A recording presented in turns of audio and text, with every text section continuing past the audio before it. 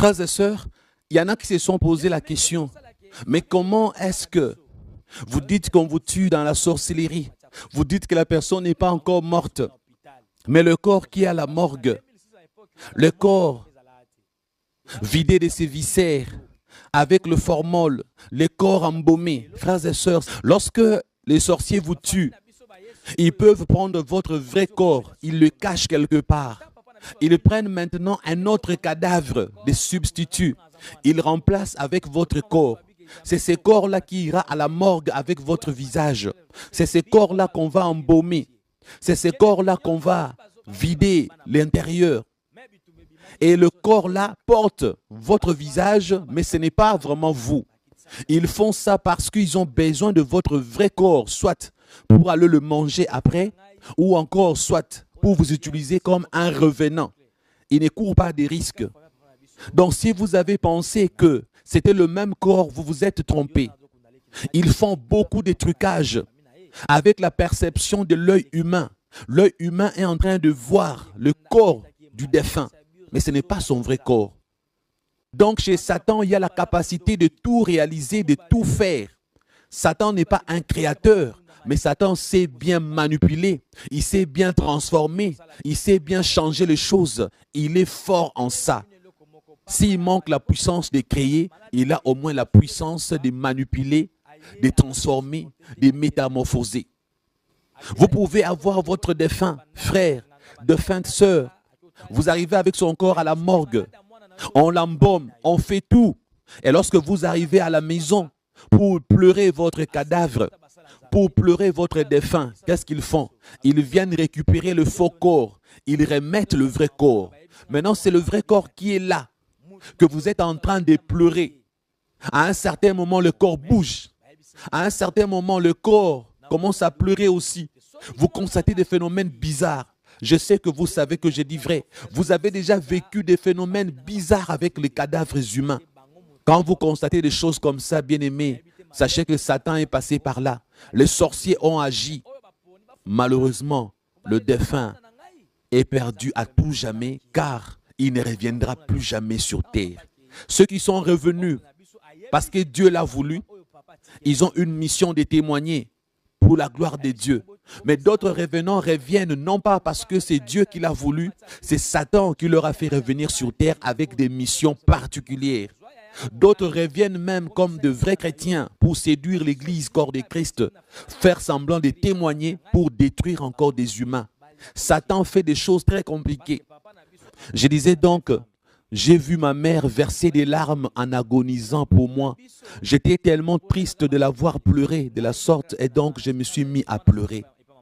Et pendant que j'ai pleuré, les gens ont remarqué les larmes dans les yeux de mon cadavre, comme je le disais tout à l'heure. Frères et sœurs, le jour de l'enterrement, mon cadavre fut transporté au cimetière et j'assistais à mon enterrement. Après les pleurs et les lamentations, toute la famille et les amis sont retournés à la maison. Laissez-moi à présent vous rappeler que même aujourd'hui, ma famille possède le certificat de décès et le permis d'inhumation délivré par les autorités. Je demanderai au pasteur Christian de filmer ces documents et de vous les montrer. J'amènerai aussi le pasteur Christian voir certains membres de ma famille qui vont témoigner certaines choses que je vous raconte aujourd'hui. À présent, je vais vous parler du monde astral des sorciers et des esclaves. Le monde astral des sorciers et des esclaves. Parce que dans le monde astral, l'ennemi utilise ce monde comme il veut. Je ne sais pas en combien de branches il les subdivise, mais c'est que je sais au moins que dans le monde astral, nous avons le monde astral des sorciers et des esclaves. Je ne sais pas si c'était un département, si c'était un quartier. Tout ce que je sais, dans le monde astral, il y a un endroit où des sorciers font des choses aux esclaves. Écoutez alors, les jours de mon enterrement, après le départ de tout le monde, je suis resté seul dans le cimetière. Il était noir et faisait très chaud dans les cercueils. Quand il était tard dans la nuit, j'ai entendu un fourmillement des gens à la surface, comme la voix d'un groupe de personnes.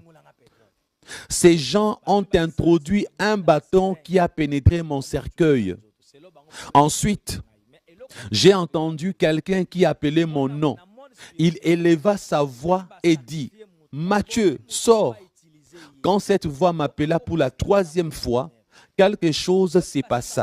En fait, mon cadavre est sorti d'une façon mystique de mon cercueil et a franchi la pierre tombale. Je me suis retrouvé à la surface et ces gens qui étaient des sorciers ont retourné mon esprit dans mon corps et j'ai recouvré ma conscience. Quand j'ai dit ainsi, cela veut dire quoi? Que lorsque tout ce qui s'est passé, je voyais et je comprenais. Mais la conscience dont je parle, c'est cette capacité de bouger, de parler, d'agir, de faire quelque chose. C'est de ça que je parle.